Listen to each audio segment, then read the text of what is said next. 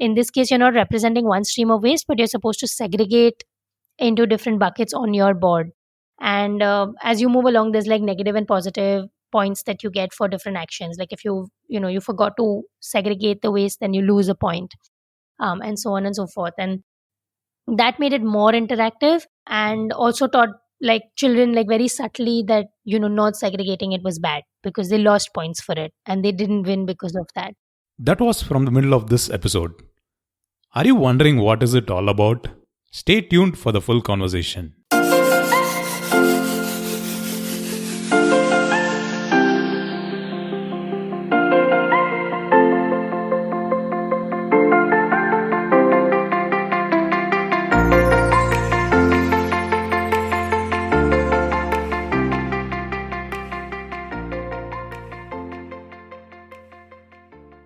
Hello and welcome to yet another episode of the Mission Shunya podcast. In recent weeks, I have been getting a good amount of feedback about the podcast, a few guest and topic recommendations as well. Thank you for that. You can always connect with Mission Shunya on social media. The handle is at Mission Shunya across Facebook, Instagram and Twitter. Or if you want to send me an email, missionshunya@gmail.com is the ID. As the world is moving away from lockdowns and returning to normalcy, you would probably remember the good times you had at home during the lockdowns. You would have probably played the good old board games and spent some quality time with family. Wouldn't it be really great if you can spread the sustainability message and teach things like waste segregation, pollution, etc. while playing a game with young children? Well, this episode is all about that. So, who is our guest and what does the company do? Hi, I'm Amishi, the founder of Upcycler's Lab, and we make environment-themed learning tools for children ages 2 to 9 to change mindset and behavior around the environment. So, Amishi, let's start with the why. Sure. What was your intrinsic motivation to get started with Upcycler's Lab? Can you give us a brief background about how it all began? Yeah, sure. So basically, I had launched my first startup. Back in 2013 called the Upcycle Project, and this was inspired by when I was studying for my masters in the UK. I was actually really inspired by one of my professors who taught entrepreneurship, because he had reached the epitome of the finance world. So by education, I have studied finance, and then I worked in a financial services firm, and then I went to do my master's in international business. So I had never thought of social enterprise or running any kind of cause-based business. I had always kind of wanted to work for a large organization, or start my own company, which kind of dealt with mainstream products, so to speak. So basically, when I was studying for my master's in the UK, I met this professor who taught us entrepreneurship, and he had reached the epitome of the finance world. He had actually worked on Wall Street, he had worked in the London financial markets, and then he had actually quit all of those well paying, really lucrative career opportunities to go and help set up Grameen Bank in Bangladesh. And this guy wasn't even like a Bangladeshi, so it wasn't even one of like his Swadesh moments or anything like that. Like this guy just felt the need to do something fulfilling, and he went and pursued this very offbeat career path. And he spoke often in class about how fulfilling that experience and that journey was. And so when I heard this from him, I kind of had a shift in the way I kind of looked at things. And through his course, we also got to experience many sustainable businesses, startups that worked with upcycling. And at the time, the ecosystem in UK was also very nascent. It was just about coming up. This was back in 2012 and 2013. So there was a lot of talk of upcycling, but I didn't know what it was. So in the UK, I kind of looked around and I saw lots of stores that sold upcycle products. Saw other businesses that were upcycling waste into products. And then when I came back to India, I was still not fully convinced that this was a career path for me. So I took up a job in marketing with a startup, which had nothing to do with the environment. It was a travel-based startup. And then while I was working there on the weekends, I would upcycle just as a hobby. And as time progressed, I realized that, this is something that's so new in India, and it's something that has so much opportunity because we generate so much waste in this country. And, the consumers were still not talking about it and thinking about it, but it was inevitable because the whole world was talking about it, and it was a problem. The environmental concerns that we were facing were a problem that couldn't really be avoided. So looking at that, I kind of decided that, at my naive 22-year-old self, decided that it was a great time to kind of just jump into this head first without doing any research, any kind of, work in this field. And I kind of just jumped into it full time, and I quit my job and I converted my hobby into a business. And at the time, the business model was to convert, discarded plastic into home decor products that could spark conversation about the possibilities of what one could do with waste. So we used to upcycle all sorts of products from waste plastic. Initially, we worked with a variety of materials, and then we only focused on plastic. And we did this for about 4 years. And at the time, I was, a sole founder, and I had a small team. And I realized after 4 years of doing this that while I was making these products out of waste, there was no conversation that was being sparked. So the whole kind of motive behind the company was sort of lost, because people would just buy the products, adults would just buy the products, and they would think, okay, this is my contribution to the environment. I have bought this product which is made from, waste plastic, and I have done enough. So my original vision was to kind of change mindsets, change conversations, get people to think about how they're consuming, and that really wasn't happening. And at the time in 2017, I was sort of having this like identity crisis with my business.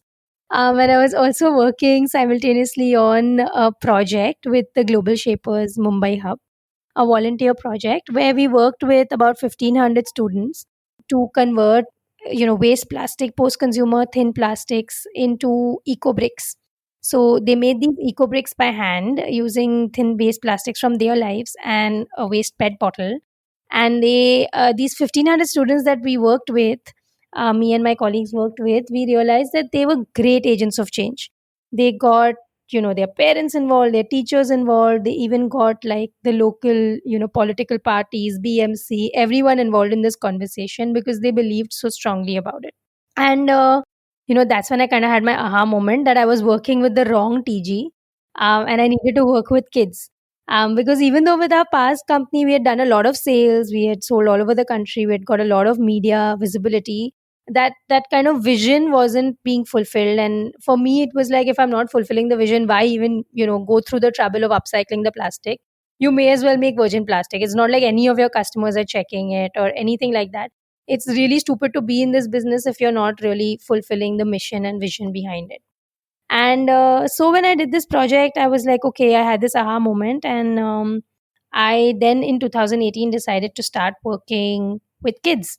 And I didn't want to kind of make the same mistake twice. So instead of just making a product and then hoping conversations get sparked, we made very conscious kind of research driven decisions. I got a co-founder on board, and we kind of realized that most behavior gets developed by the age of 9. And so we worked with children between 2 and 9. Then through our research, we also realized that play based learning has a higher retention rate than regular classroom learning. And so we decided, let's make play based products, like board games and puzzles and storybooks, for this age group of 2 to 9. We also explored workshops for a bit because that's a model that's worked in India. But it was something that didn't work for us because we also knew that we wanted to convert, we wanted to create large scale impact and touch the lives of lots of students rather than kind of go deep into one community. Because if we really wanted to make any kind of significant change, we knew we had to reach like millions of students at one time. And that's why we knew that it was much easier to scale with a product based company than a service based organization. Also, the context in a service based organization changes, right? Like the context of a Mumbai based school would be very different than a Karnataka based school. So this is why we focused on making products. And we realized that our best TG also was not B2C, because that would of course again not touch the kind of millions that we wanted to touch. And so we started exploring B2G models. And in just 2 years of starting, we started in 2018, we're now working with both the Kuwaiti government and the Singapore governments. And in Kuwait, our products are being used as a part of the green schools programs.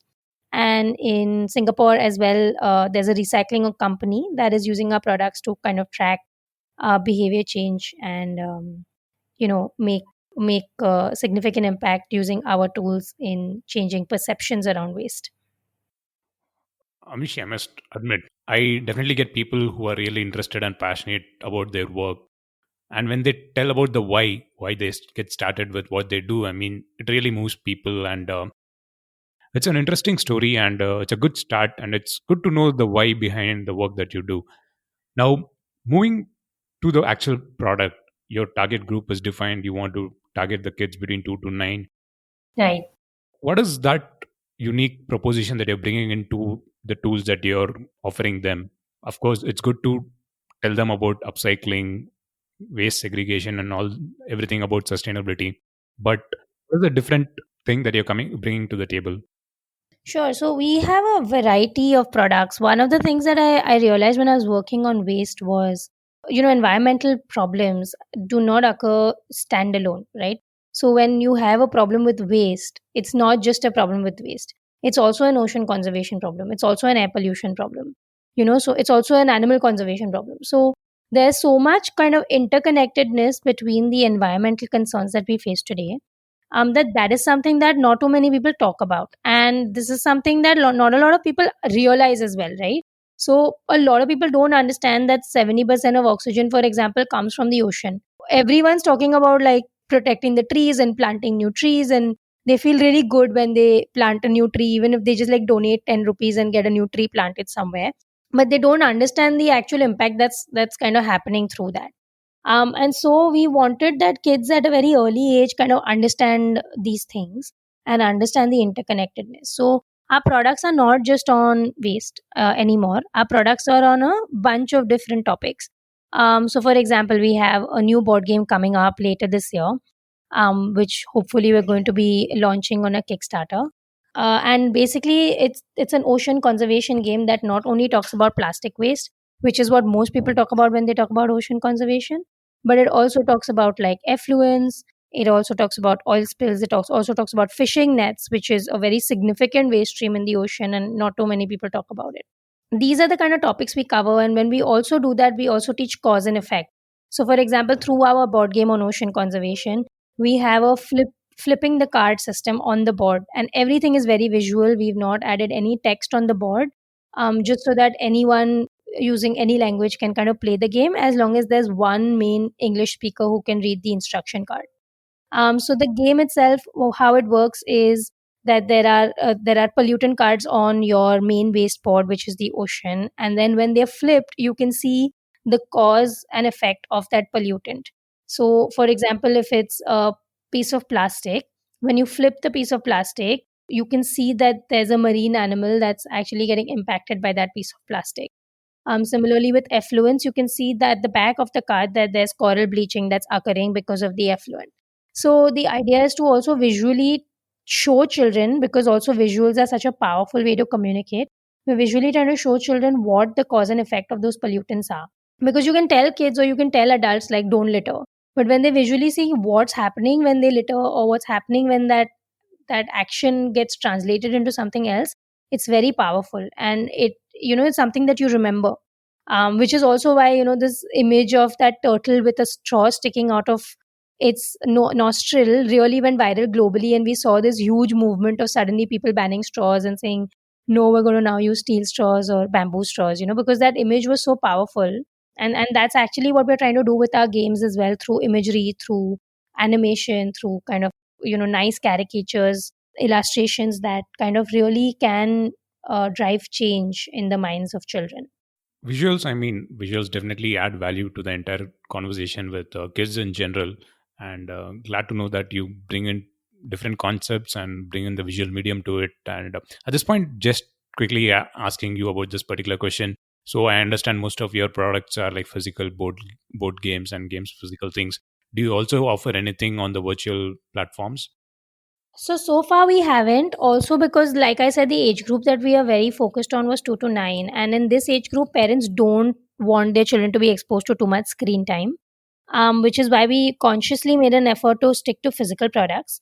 But now, of course, looking at the new situation, and this has become a new normal where everyone's looking at digital education. In the last 15-20 days, we've just started launching online workshops, which are still very interactive and people driven, and kids can actually come to these Zoom interactions and learn different skills like seed paper making, which are more to do with the environment. So we haven't really refined that concept too much yet, but we're working on it. We eventually want to do like conservation sessions. We're also going to do digital versions of our games, for play testing, and for kids to interact with online before they make a purchase. So that's definitely something on the books for the next 2 months, 2 to 3 months, and we should have launched stuff soon. Yeah. I mean, that was just a question to ask if you have anything in that space, because I personally also feel that keeping kids away from the digital technologies is good. And I felt Yeah. happy when you said like it's physical games, and I've heard a lot of parents also come up with the same kind of suggestions that kids get into too much of screen time, and it's kind of they go to the virtual world for a lot of things. So at least we'll minimize all that. So that is good to know. Yeah. You did mention about the different games and how you're teaching and everything, but is there any structured learning plan, or you have any learning plan that is in place for different categories of kids? Do you have anything like that? So we don't want to make a learning plan ourselves. What we do is we make products and we make them based on like a certain theme. So we've seen also with our customers, like the organization in Kuwait and the organization in Singapore, is that they have their own learning plan, right? Because again, like I said, it's very context driven. So in Kuwait, they have an entire curriculum planned for green schools for an entire year. Now, what they can do really well is make very custom content which is perfect for their context and for their students, because they've been working with the students for really long. But where we can add value is that they do not have the bandwidth to actually make a good product. In fact, our Kuwait customer had been trying to make products for the last 3 years, like board games for the last 3 years, and they had not done well, because while they had tried to jam a lot of environmental content into that board game, the play mechanics were very boring for the children. So, they were not able to create a board game that was fun, that was exciting, that kind of acted as a nudge to start the conversation and get children's interest in this subject started. And that's where we kind of came in. So we understood their concerns, and the board game that we actually developed and went with for them was based on their curriculum and their format. And that's kind of what we do. So because we already come with environmental knowledge, we're able to aid them better than another toy maker or another board game company, because this is our focus and we have our own products as well. So we understand it, but we are able to give them the manufacturing and design support that they would require and create products that fit within curriculum. So we don't want to make this like a curriculum based sort of thing where there's a learning journey that every year you have so many games and then you can learn more and more. Like that's not something on the books right now. We want it to be super fun, super unstructured and playful, because that's also where kids learn the most, and that's where we can add value in terms of creating a product for our customers that fits within their entire story and their curriculum and their journey. And that's kind of what we want to do right now. I really like the way you put this, because I've known a lot of products in the space for kids that definitely try to get a structure in place. And I feel at sometimes kids pick it up early, but I think it overwhelms them at some point in time where they drop out of the entire learning plan or something. Right. So this is a good idea where you just pitch to what is particularly required and Yeah. then offer that. Also, I had seen in my research that this is a very Indian concept, right? Like to have structure and to have, very like learning, which is very focused on like outcomes and, tests and that kind of stuff. But when we looked at the international kind of education system, one of the best preschools in the world is the Finnish education system, right? The Finnish preschool education system. And what we saw is they taught so much through free play.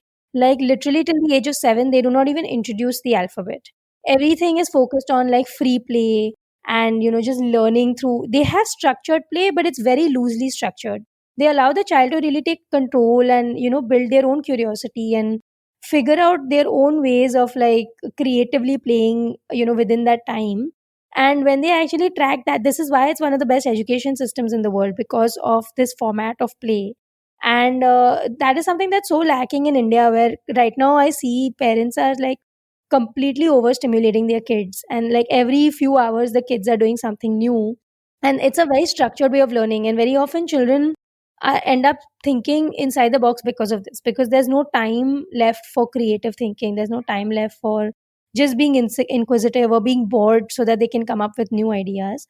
And that was also something that inspired the initial sort of thought process behind the company, which is why we didn't want to go this entire, structured approach. That's a very good point about boredom. I definitely vouch for it. People generally feel like being bored is a bad thing, but that's when real thinking happens. That is Yeah, when you reflect on your ideas, you reflect on what you've done, and that's when thinking happens. I don't know, but people generally don't prefer that. yeah, So they just want to pack kids with a different range of activities for them to work. exactly. Yeah. Fortunate, I was growing up, I had a lot of time to be bored, so Yeah, so did that's I. good. You did mention about the cooperations and the collaborations that you're having with international governments, like for Kuwait, and you work in Singapore. What are the other type of collaborators that you're working in this space? So we're trying to kind of build three streams like of revenue for the business. One is this stream where we partner with organizations that work on government projects internationally, and typically for this we focused on smaller countries like Kuwait, Singapore. We also are talking to someone in Greece, in Germany, in Egypt.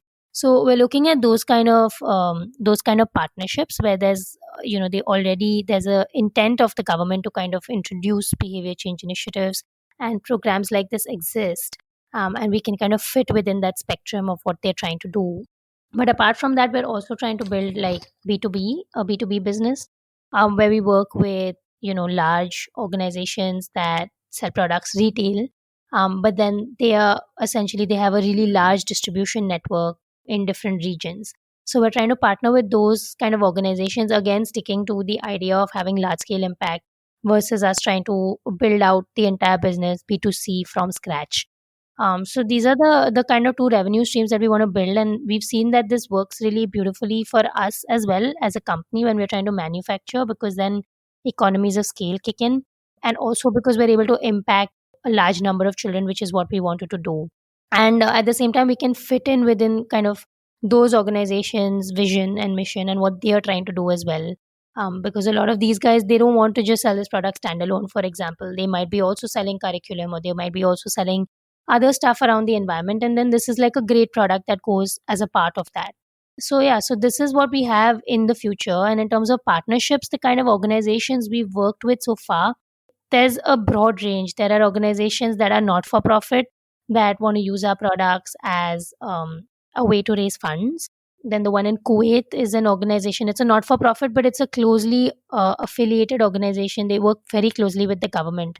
So they are almost like a sort of execution arm for government policy around environmental education, and they've used our products because they already work with schools over there for curriculum building, especially around sustainability.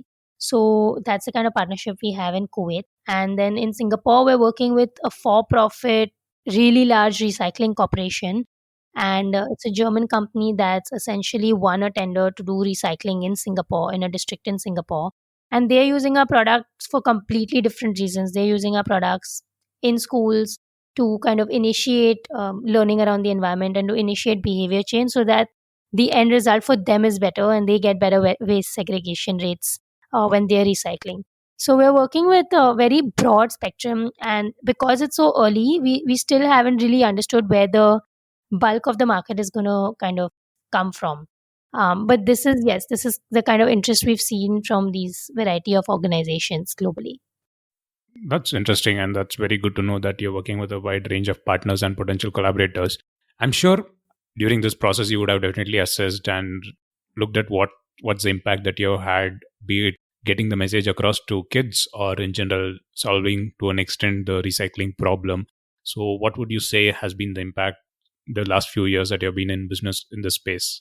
So first of all, what we realized, for me, the personally the learning was that it was much easier for me to measure impact with my previous organization, where we were making products for adults, and we were just making it out of waste plastic, because it was so much easier to quantify that in terms of the number of plastic kgs of plastic that was recycled, and the amount of virgin plastic that didn't come into the system. So there was a very simple way to kind of measure the impact for that organization. But for this business, it's much harder because it's behavior change. And we know that behavior cannot be changed like overnight, right? So it's going to take years before we can actually see the impact of the work that we've done.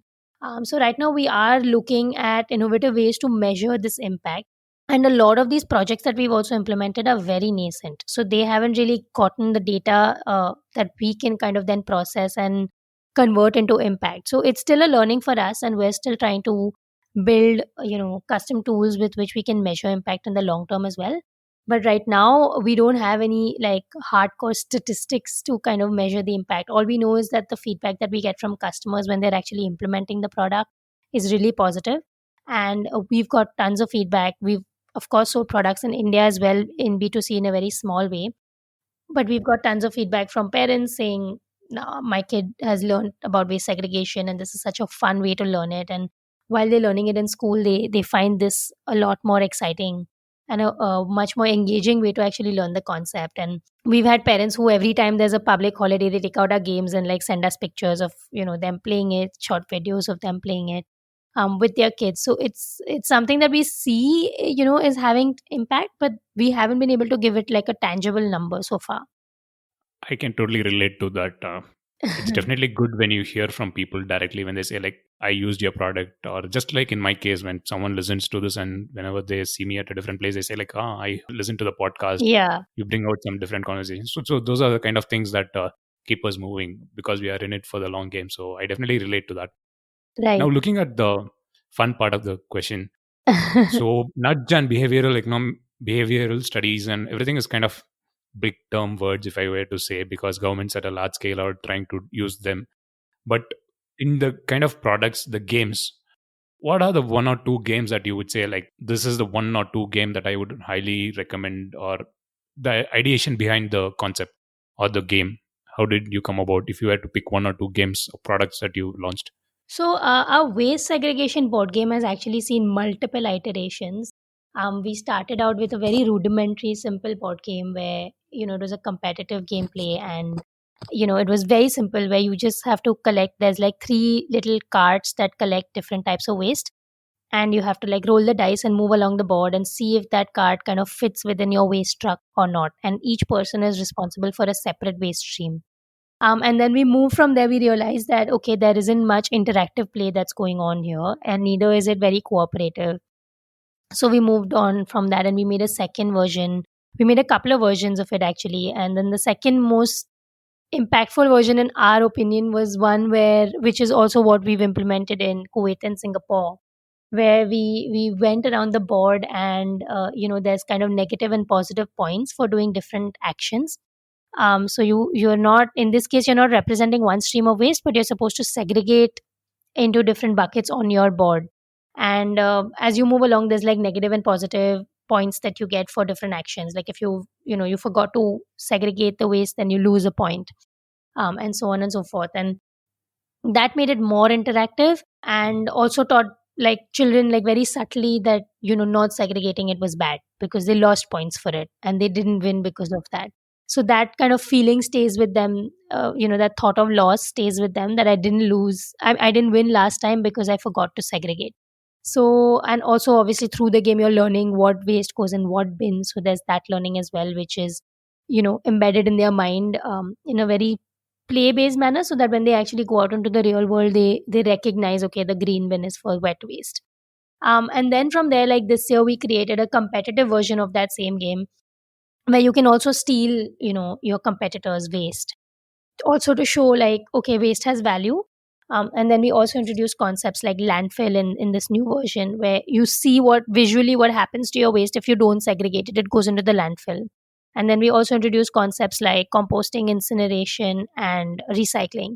So okay, this waste, it goes into the blue bin, but then what happens after it goes into the blue bin? It goes to the recycling facility, or from the green bin it goes into the composting pit. So visually they can also see kind of the entire chain of what happens when they segregate the waste and what happens when they don't. So that kind of also leaves in their mind that yes, it is good to segregate because I've understood what happens to it after. Otherwise, if you just tell a child, okay, like rote learning, the way kind of what we were used to, that no, this is what goes in this bin, it's great, but they're not internally motivated to actually do it. So unless there's no like strict policy enforcing it. Like if the cop is not coming and giving you a fine and a challan for like throwing it, you're never going to be inherently motivated to actually put it in the right bin. But this way, when I'm actually seeing the entire chain, okay, like this goes from this bin into this, and this is what happens if it doesn't, then there's a lot more, a higher chance of you actually taking that right action when you grow up. And so that's what we did with this game. And now we're again at a crossroads with this game, because we realized that the competitive version works very well for the Indian market and Asian markets in general, which is what we've been working on, like Kuwait, Singapore, and we've had interest from Korea and stuff like that as well. But in Europe and America, they want a cooperative version of the gameplay. They do not want to compete, against each other for waste, or for any kind of environmental cause. So there we're facing this new challenge, and now we're trying to come up with a cooperative version of the gameplay, which is what we're working on, where you all kind of work together to segregate the waste, and what you're fighting against is time. So again, this will be a very like real life simulation where either everyone loses or everyone wins. So we've come up with various iterations like that to really come up with a product that we know fits with the real life story very well, and something that kind of also works for different audiences. So yeah, so this has kind of been our journey so far. Wow, that sounds really fun. I can personally relate it to the idea of paying a fine and getting out of trouble to Monopoly, Yeah. where you get to pay a fine and come. So when Exactly, money yeah. is involved, we do get competitive. So And you see how so much thinking is kind of impacted by a game like Monopoly, right? Like you're so capitalist in the way you think, you're so competitive in the way you think, because of influence of those kind of things in your life. But at the same time, if you weren't, instead of Monopoly, imagine if you played a game all your life that was about like collaborative achievements and helping each other grow and not being competitive. Perhaps the world and the outlook that we have on the world today would be very different. I think it's mostly to an Asian way of lifestyle or upbringing where you're always shown the reward first and then made to work towards it. Exactly, yeah. Amishi, on a final note, I mean, the last part would have definitely excited a lot of people who are listening to this. They would definitely want to know where can they get hold of these products. So I'm sure, but you're doing it at a large scale internationally. Right. But how can people reach out to you? People around the world generally tend to listen mostly from India, outside of India, everywhere. So where can they get in touch with you, get the products, or talk to you about it? Sure. So we do sell in India. We actually always keep some stock aside from our orders and then try and make sure that we sell in India, because we want Indians to have access to these games and not be like that they're only for international audiences. So for us, that was really important. And we sell these products through our website. They can check it out from there. So company is called Upcycler's Lab, and that's the same name that the website is on, with a .com domain.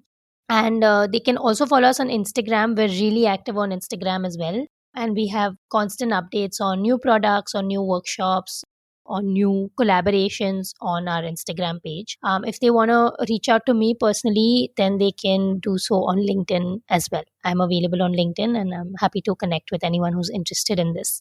That's wonderful. I'll put the links to your website and everything in the show notes section of the podcast, like always, so that people can reach out to you directly after they listen to this. Perfect. Amishi, thanks for taking time to join the podcast today. And it's really wonderful. I should actually say it was a lot of fun talking to you about playing games around sustainability. Thanks for your time. Thank you so much, Girish. It was so much fun talking about this with you. And I think I should do this more often. I think you've inspired me to do this more often, put the story out there. And thanks so much for the opportunity. So that was the end to yet another interesting conversation on the Mission Shunya podcast.